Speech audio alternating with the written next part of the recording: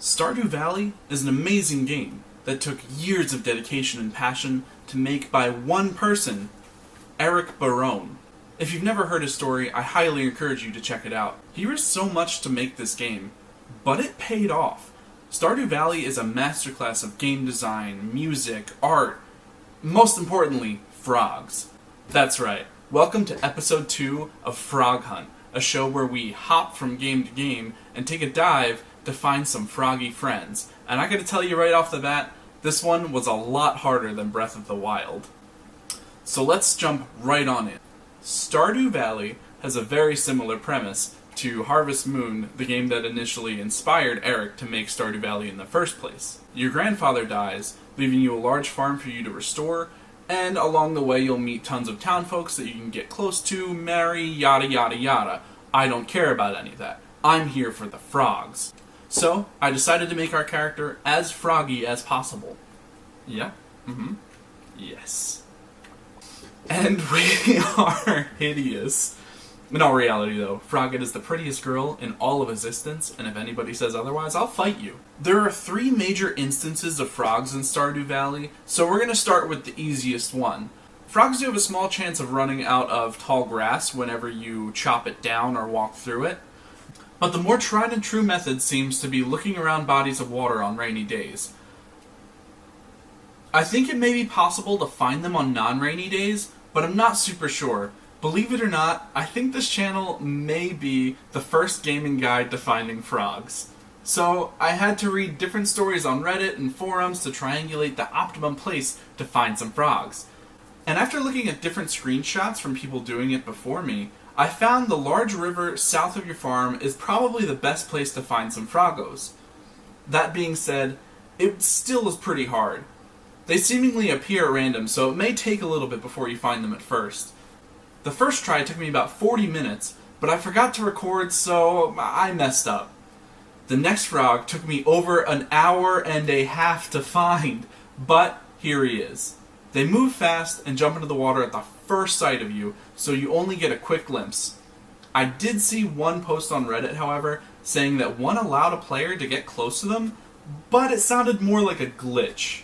The next frog is going to take a while. The closer you get to townsfolk, the more hearts they get for you. And we have to get Sebastian here to his 4th heart event. And this is where the grind really started.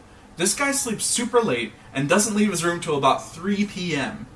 And since I'm just looking for frogs and not playing the game proper, I have to just sit there and wait. After looking it up though, he leaves his room on Saturdays around 9 a.m. It still is a little annoying having to wait for that, and he doesn't always leave on days where there's like a holiday or something, but that's a lot better than waiting till 3 o'clock every time I want to give him a gift. On top of that, he doesn't really like a lot of readily available items, so I have to give him lots and lots of part snips. But I can only give him 2 a week, so I basically just have to sleep every day until Saturday so I can give him a gift. It takes so long, in fact, that I was able to find the other frog in the game while trying to romance Sebastian. For a couple of nights out of the year in winter, there's a night market at the beach in Stardew Valley. There's a lot to see here, but if you head to this boat while resisting the urge to talk to Best Girl, we can buy the stone frog statue for 500 gold. After that, we finally get to Sebastian's 2 heart event.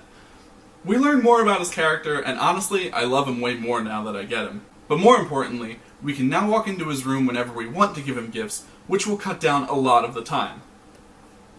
We still have to wait till 9, but that's not really a problem at this point. I spent a lot of time waiting outside of his house and just appreciating how pretty this game is. I kind of want to play through it again.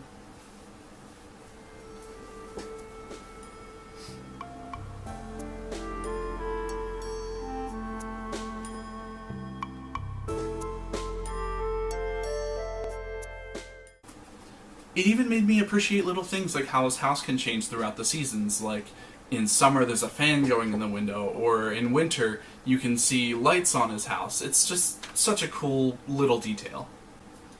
But we are finally at his 4th heart event, and we can see some frogs. Wait. That's not a frog. That's a motorcycle. This has got to be a joke.